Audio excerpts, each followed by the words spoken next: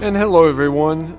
Thank you for tuning in on Friday, June 20th, 2025 to Real Talk on 92.5 WLSD The Vault, also on 1220 WLSDradio.com, and you can go to the Other People's Show on Facebook and a lot of those streaming platforms as well. Thank you all. We're going to be diving into a little known Keanu Reeves, Cameron Diaz movie called Feeling Minnesota from 1996. I think this is a little bit of a hidden gem that most people haven't heard of. If you go back and you look at both of their careers, they've had some career highs, two of the most successful actors and actresses of the past 25 years. And this was early on in their career in 1996. But before we get into that, please go to all the social media pages. That's the Facebook, Spotify, YouTube, TikTok, and Instagram, The Other People's Show. And I just wanted to mention that my producer, not Lana, officially Lana, is going to be producing and hosting a show that's being worked on at the moment. I think Lana's going to come on. She's looking at me through the glass.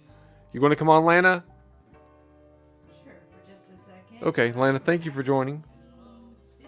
Right now, I have come up with a concept where I think I might want to do my own hour of radio with interesting music, interesting topics. Probably started at midnight. Right. Okay.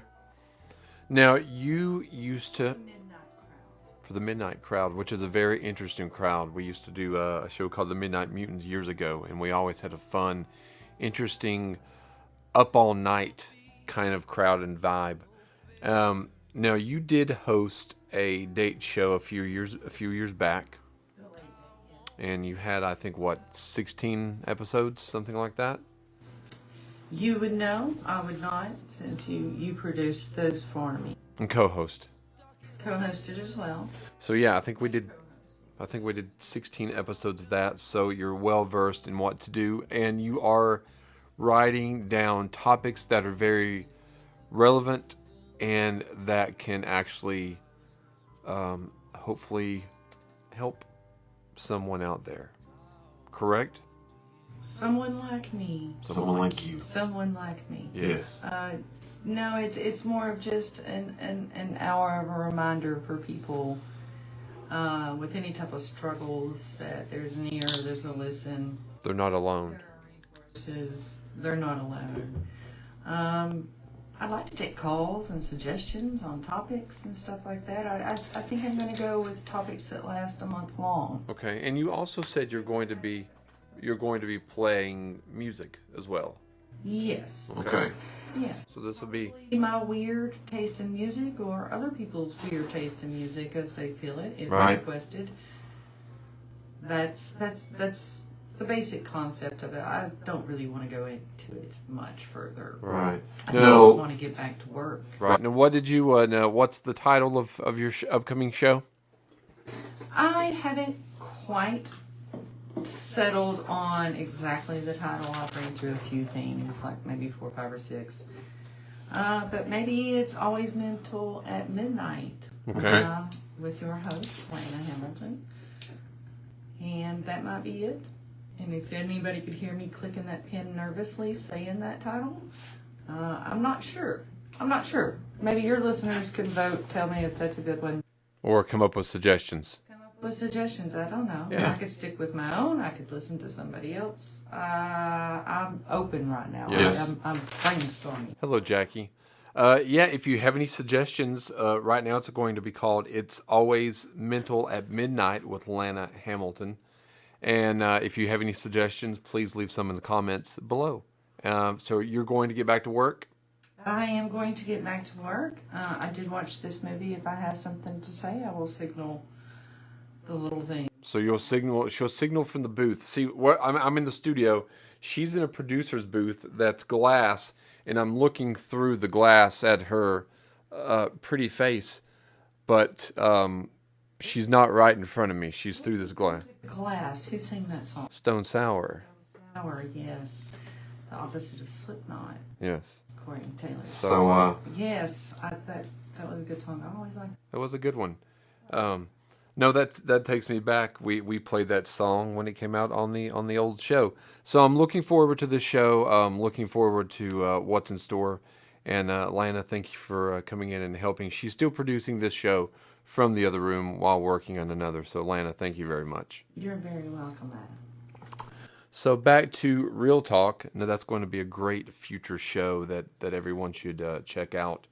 Dates and times will be TBA, but regardless, it will be one to watch for. Also, David, who's not been on in a little while, he has an anime program coming out sometime, Big Anime. So look forward to that as well. And we're going to be branching out and doing quite a few more streaming shows by the high demand. High demand meaning 2 or 3. But anyway, let's get back into Feeling Minnesota with Keanu Reeves and Cameron Diaz. Now, this was the one and only directing duty of Steven Baglaman. And he wrote, directed, and produced this film. And he didn't direct or write anything beforehand or since then. So this is somebody that's kind of came in. They impressed, I think this was Fine Line Features at the time in 1996. They impressed them with the script. It caught the eye of Keanu Reeves and Cameron Diaz.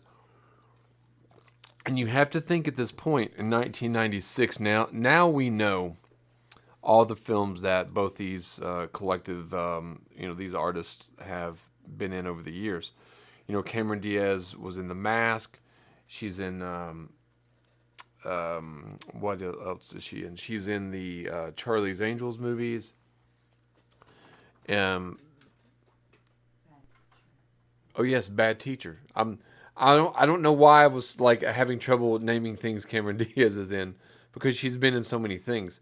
But Bad Teacher was a pretty decent movie. I remember watching that in the movie theater. And she's kind of taken a little bit of a break over the last couple years.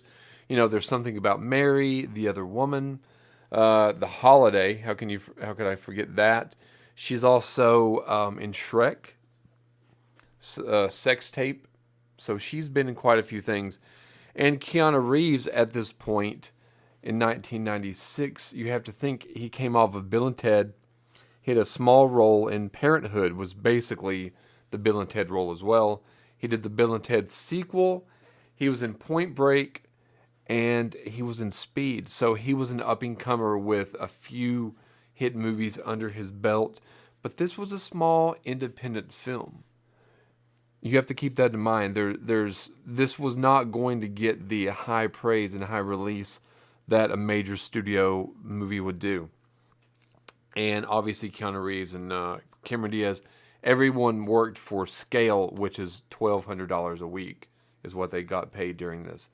And, so it kept the budget relatively low compared to the cast that it had. And, speaking of that cast, you've got Keanu Reeves as Jax, and his name is Jax because on the birth certificate, they accidentally had a typo, and instead of Jack, his name is Jax. Did you realize that? I think with 2 J's, right? Yes. JJAKS? Yes. That's an odd typo. It's an odd typo, and it also made me think I don't know another movie character with the name Jax. Do you? Not like that, no. No. Not one and only. Yeah, I think so too. Plays Jax. So you got Vincent D'Onofrio, who is his brother Sam. You've got Cameron Diaz as Freddy, Delroy Lindo as Red, Dan Aykroyd as Detective Ben. We'll just say Detective Ben, and Courtney Love as a small role as Rhoda. And I think they all do a good job considering what their role is. Now, some facts about this film. Now, I'm trying to think where you all can watch it. I have it on DVD. I think there was a pretty decent video YouTube version that we watched last night. It's 720, so you can watch that. Good quality. And towards the end of the movie, when Keanu Reeves is catching a ride to Vegas, they pass a billboard that says "Cool Breeze." Keanu Reeves' name in Hawaiian means "cool breeze over the mountains." So they threw that as a little Easter egg in there, and I did not know that at the time. Who would have known that, I guess. Freddie tells Jax a story about meeting Anne Margaret in Las Vegas when she was a child, showing Jax a necklace Anne Margaret had given her. 3 years later, in Any Given Sunday, Anne Margaret played Cameron Diaz's mother in the film.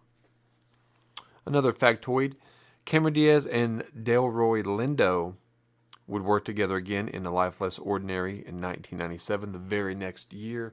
And Jake and I reviewed A Life Less Ordinary a couple of years back on the movies. And that is one of my, I would say that's one of my top 10 movies to check out if you've never watched it. I did have my DVD of it go missing, and it's nowhere to purchase on streaming. You can only rent it, so I'm going to have to repurchase it on Amazon or something. But A Life Less Ordinary with Cameron Diaz and Ewan McGregor. Also, like I said, this is Steve Baglemon's directorial debut, and as of 2024 or 2025, this is the only project he has ever really directed. And you would imagine that if this movie had been a hit movie, then he would have got more offers. But it wasn't. It was a $12 million movie, and it made a paltry $3.1 million in America. Worldwide, I think it just went straight to DVD or video in the rest of the world. As producer and who actually watched this movie, I'm actually going to have to interrupt you. I don't actually understand the low scores. I thought the 2004 is this when this movie was made? 1996. 1996. Okay, I wasn't really close to paying attention. I'm doing other things. Right. It just does capture like the 90s like cheesiness of and a lot of other things, but a lot of 90s cheesiness of just basic film, and the characters make the film. It's just about the characters. They both were crazy, and they played crazy good, and they both were cute at it. Yes. They both were so cute in that movie, like Keanu Reeves and Cameron Diaz playing opposite, and just the type of movie it is. It's Now, was it a... I don't understand those scores. I disagree. Let's do 5-star scale, and I will give this movie probably a 4.3. So you enjoyed it? I enjoyed it. Now, you didn't come in at the very beginning of the movie, did you? What do you mean? Did you watch the... Had I seen what it was about or knew anything about it leading up to it? No. And Did you catch the movie at the beginning? I caught the movie at the beginning, and I'm pretty sure I'm the only one that caught the end last night. Maybe so. I rewatched the ending today. I mean, I've watched it. I've seen it before, but it's been a while. Okay, but yeah, no, it's been up or down. You want the mic up? Yes. Oh, this will be this. Because it was rude for me not to say I'm sorry to interrupt your show again. No, you're fine. This will be up. That'll be down? Yes. Oh. Okay. Okay. Simple enough. Yes. So down. So yeah, like most of you all have never heard of this, Lana had never heard of this last night. Now, I've said this in the past before, but I learned a lot about movies through this this magazine called Entertainment Weekly. I subscribed to it when I was a kid, and it came out every single week, and it had almost every single movie ever released in the theaters. You were talking about it. This movie was in there. And this was one of the movies that when I was a kid, I was 16, I was probably 17 years old, and I rented it. And when I was able to buy it on DVD, I did. But like I said, this was a financial and a critical failure, costing $12 million, making 3.1. Rotten Tomatoes, although it didn't exist in 1996, has it at a 15% positive. Audience score, not much better at 27. IMDb almost right down the middle at a 5.4. So I guess I could understand this is not everyone's. This, just like Lana said just a moment ago, this is a character-driven film. There are plot points along the way that drive the story forward, but the characters and the way they're created and acted by these people is what makes what gives the movie the teeth of itself. I gave him thumbs up. It was a very steamy movie. They had a lot of, Yeah. natural attraction in it. In chemistry. So basically, we'll set up the basic plot real quick here. Now, Freddy is being forced to marry Sam, who happens to be Keanu Reeves is Jax' brother. So Jax is fresh out of prison, and he shows up at the backyard wedding, and it's kind of a white trash kind of wedding. Immediately, and Freddy, played by Cameron Diaz, does not want to marry Sam at all. So immediately, pretty much Freddy and Jax are instantly attracted to one another. They go into the bathroom of the house, they do what they do, and then they come back. Freddy wants to escape this marriage to Sam that she's being forced into by Red, he's like a drug kingpin, who believes that Sam, his accountant, has stolen money from him, which he has. So that is kind of like the plot of the movie. Now, as this plot goes forward, there is some is she dead, isn't she dead kind of action that happens. And I don't want to give this movie away. I don't want to give every plot point away, because I do want you all to go out and try to watch this movie. It's a movie that you're not going to feel that you wasted your time. And I think it's going to be something very enjoyable but different, because it's not like it's not a Hollywood movie at all. Like I said, the characters, Jax, none of these characters, if you step back and look, and Lana and I discussed this a little earlier when talking about how unlikable I am, that these characters aren't likable characters. Yes, we were talking about how unlikable. Yes. Producer. So, and I think that's one reason I'm attracted to these kind of movies, because there's not really a centralized, likable character. Even Jax, as Keanu Reeves, he's charming. He has been in jail.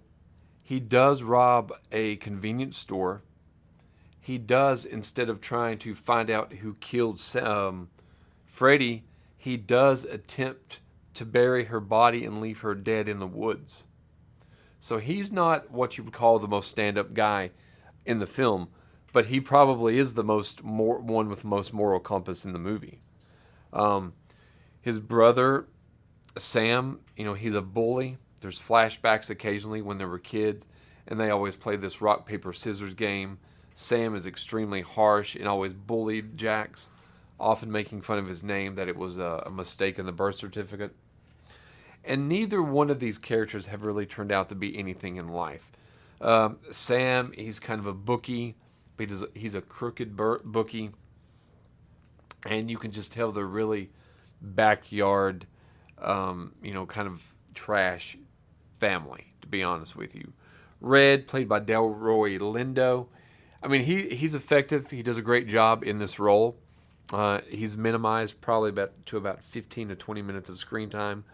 But he kind of sets the whole thing in motion, because he's capturing or chasing down Freddy at the beginning of the film, because I'm trying to remember why she owes him for some kind of favor that he did to her for her years ago, and she can't pay it back. So in order to pay it back, she's forcing her to marry Sam. As Jax and Freddy fall in love, that's when kind of the brotherly sibling rivalry kind of clashes, and this movie gets set into motion. I don't want to give away too much of this plot because, like I said, I do think that you all should go and check it out. I really do. But speaking of, favorite scenes or least favorite scenes, like Lana said early on, there's a chemistry that Keanu Reeves and Cameron Diaz had in this movie, and Yes, there are some pretty hot and heavy scenes. but I think you can. They don't. They're not the favorite, but they don't seem like they're acted at all. This is true. It seemed very natural It did seem very. because a lot of times Hollywood movies kind of glamorizes, sex scenes and stuff like that. These weren't glamorized when they're in the bathroom. That's not glamorized the way it was. But it was still. True to life. Maybe this is why it got such a low rating, because those scenes were so believable that you're watching that Yeah. on the screen. Like, maybe that's like people being like, that's too much. I mean, those were my favorite scenes. Those were your favorite scenes? Yes. So, but yeah, that was, a kind of a big theme throughout. They kind of do that in the car as well. And I wouldn't say those were my favorite scenes, but I would say the scenes with any scene with Cameron Diaz and Keanu Reeves is a highlight of the film. But you also have Dan Aykroyd doing some strong work. And people often forget that they just think of Dan Aykroyd as, on Saturday Night Live and in these comedy movies. But he was nominated for Best Supporting Actor in Driving Miss Daisy. And a lot of people have forgotten that. And he does show a few little acting chops playing this sleazy, corrupt police officer, kind of a cop detective in this movie. Least favorite scene, I didn't really have. One of the things I didn't like, I did not like the opening credit sequence of the movie. They're having, it's a flashback to when Jax and Sam were young, and it kind of establishes their relationship, but the whole credits, I don't like the way they do the credits. And they play, although Johnny Cash Ring of Fire is a fine song, they play it too much throughout the movie. I think it's played 3 different times. That's really my only criticisms I can think of. Score in the music. It had a pretty decent score. I don't think anything was extremely mainstream other than possibly the Johnny Cash song. And I'm trying to think, maybe the open. That was played at the beginning and the end. Ring of Fire, 2 different versions. Did it just play twice? It plays twice. I thought it played one time throughout the movie. I guess I missed that. I mean, I could be wrong. And it's not even that big of a criticism, but just the same as a criticism with The Graduate plays Mrs. Robinson 4 or 5 different times throughout the movie, which is too much. Now, this is a song we opened up with, Blasting Fonda. And this song kind of encapsulates the movie's rhythm. Kind of Midwestern guitar, acoustic guitar, offbeat sound, themes, vibe. I think you'll like the soundtrack. It's not as prevalent as some movies, but it does fit with this movie, and it kind of gives you that feeling that that you're in Minnesota in a little bit. What's that face? Oh. No, I don't know if Lana wants me to say this on air. No? No? Okay, I won't say that on air. She had a putrid look on her face, but it had nothing to do with the movie. Originality. I do think this is a fairly original movie. I think that's what attracted these actors to this movie. And I don't know if they were pleased with the outcome. I don't know if they had a good time making it. But it looks like they did, and it looks like I would be proud of the outcome of this movie. I mean, it got a pretty good glowing review from Ebert and Roper. They got 2 thumbs up. But other than that, you heard the Rotten Tomatoes and the audience score, and I just think the characters weren't likable enough in this movie for the most audiences. I'm going to chime in again. I actually think unlikable characters are very much likable. I think they're better. They are better. It's like Always Sunny in Philadelphia, which kind of sounds like my thought for my new show title. But yeah, I think the most You were going to hate characters. I think unlikable characters are more interesting. Yes. Agreed. And it also sometimes is challenging as an audience member because you're going to identify with someone and they might have some of the unlikable qualities that you see in yourself, which makes it hard to like that person on screen. See what I mean? Conundrum. Yes, yes. So yeah, it is a very original movie. I think it's something that it's offbeat, and it is something not for everyone. But yeah, I would definitely check that out. Now the poster, pretty much, I'll do like the poster. It came in 2 different color schemes. It's basically just Keanu Reeves with a smile, Cameron Diaz looking at him lovingly, and then below you have let's see, I think you've got Delroy Lindo chasing after Cameron Diaz in the car. And it's kind of a nice poster.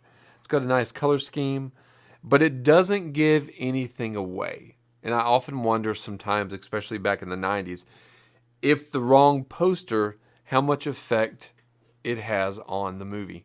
Looking at this, it could possibly be a romantic comedy. But that's not really what it is. That's what it possibly appears to be. What it appears to be. Would I recommend or would I not recommend this movie? I would have to say I would recommend Feeling Minnesota. It's unconventional. It's got some great leads. Not everything in the movie works. They go to the flashbacks a little too much. But I think everyone does a fantastic job. I think it is a very good statement to see where these people were at that point in their life and the work they've done since then. I think the script, I've read others say it's a mess. It does get convoluted a little bit in the middle section. Maybe it could be trimmed a little. But even that, or maybe one of the subplots that don't really go anywhere. There's a subplot where they stay in a motel, and I think the motel owner happens to see Jax taking Freddy into the woods to bury her. So he calls and he wants ransom, for him to keep quiet. And that plot line really doesn't go anywhere, but it's not that bad. It doesn't take up that much screen time. That being said, I think you should watch it. I think you should, I think it's $3.99 to rent. But I would just go on YouTube. You can watch it. I think it's about an hour and 35, an hour and 40 minutes long. And I think it is a movie that you're going to find yourself surprised. You're going to be very surprised that you like the movie and that you enjoy the movie. So please go check out Feeling Minnesota. And that's about it for Real Talk tonight. Don't forget to go to all the social media pages. That's the Facebook, Spotify, YouTube, TikTok, and Instagram, The Other People Show. Also, don't forget, It's Always Mental at Midnight, hosted by Lana Hamilton, will be starting up very, very soon. Lana? Hopefully I can get it together soon. I think so. Always Mental with Lana. Obviously means that I suffer from mental illness. So, and I'm sure a lot of other people do too, and I'd like to connect because there's a lot of people in the area that could use a little reach out, a little help, a little outlet. Especially at this time at night, I can be that person, and I'm excited to work on this. Yes. Thank you for letting me even plug my own idea. No problem. And do you have a idea of what kind of movie we want to venture into next week, or no? I think that shall be announced by Tuesday. Okay. Keep open your calendars Tuesday, folks. And thank you all for tuning in. You all have a good night.